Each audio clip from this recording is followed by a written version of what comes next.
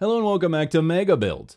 Muscat, the capital city of Oman, presents a stark contrast to cities like Dubai, characterized by its modest skyline, historical roots, and predominantly local population.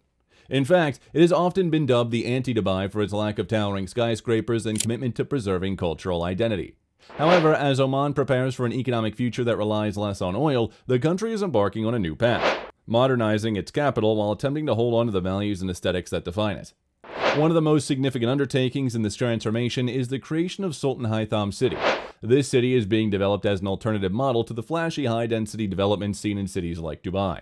Unlike those developments that are often driven by spectacle and global prestige, Sultan Haitham City aims to serve practical purposes, accommodating the need of local residents while also creating space for expats and visitors.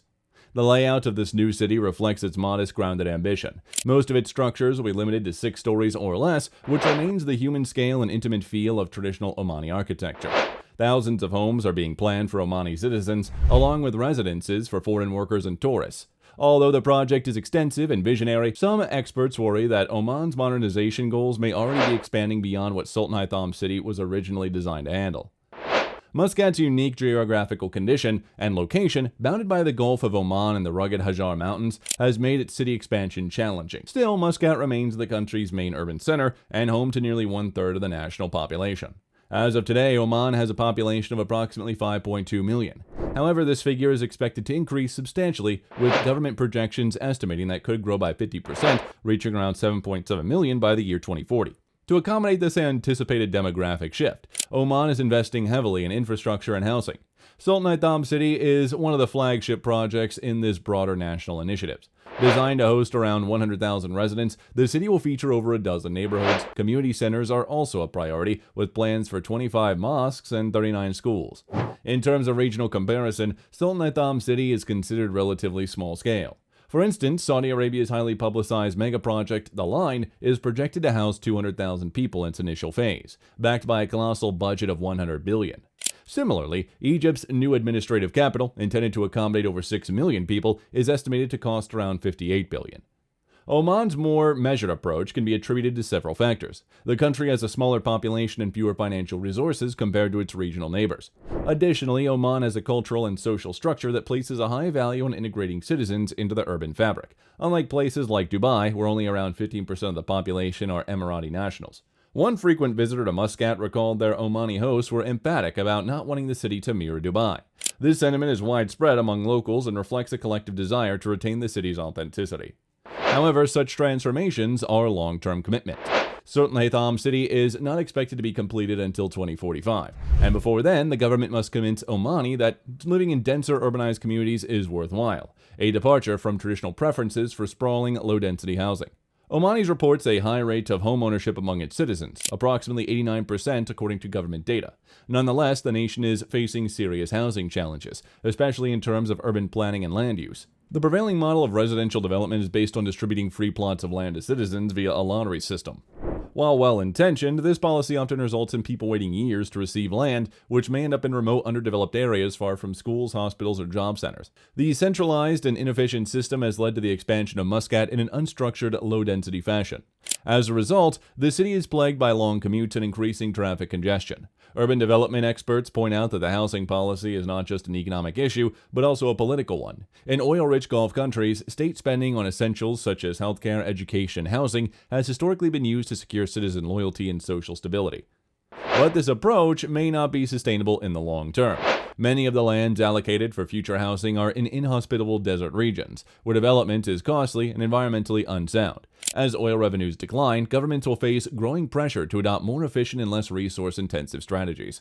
In this context, Sultan Haitham City represents an experiment in more compact and sustainable living. Its design encourages higher-density neighborhoods, yet it attempts to preserve privacy through the inclusion of individual villas. The government also plans to introduce a mass transit system connecting the new city to the heart of Muscat, an ambitious move aimed to reducing car dependency and enhancing urban connectivity. Mass transport infrastructure has long been a goal for many Eastern countries seeking to modernize. However, such systems are notoriously expensive and slow to implement. Success in Muscat could provide a model for the region. Oman is also eyeing tourism as a key pillar for its post-oil economy. Despite its rich cultural heritage, stunning coastline, and stable political climate, the country currently attracts fewer tourists than neighboring countries like the UAE. With the right investment, officials believe Oman can become a more prominent destination without resorting to extravagant projects.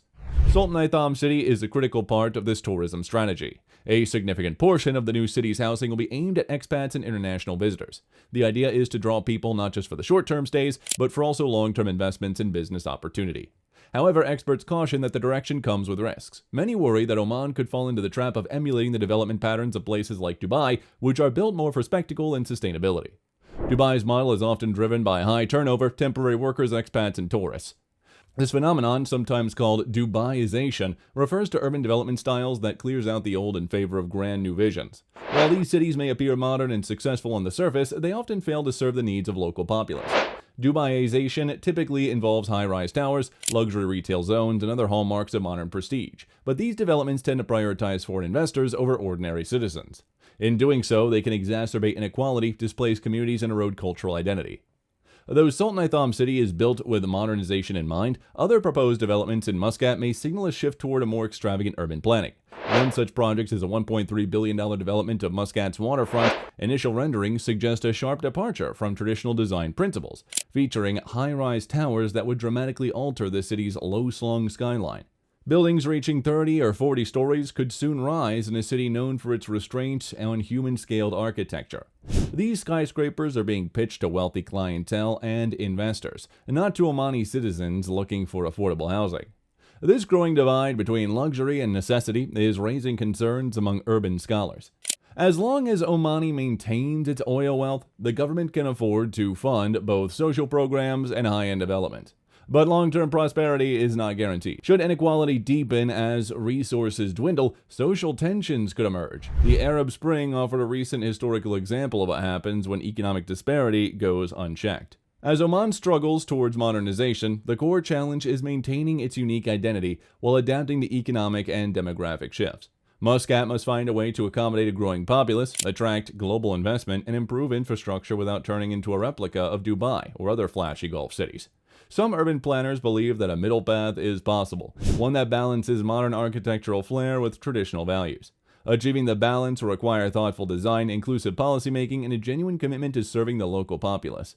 The success of Sultanite City and similar projects will depend not only on buildings and budgets, but also on whether they can foster community, sustainability, and a sense of belonging. If Oman can achieve this, it might just offer a brand new blueprint for urban development in the region, one that other countries could look to in the decades to come.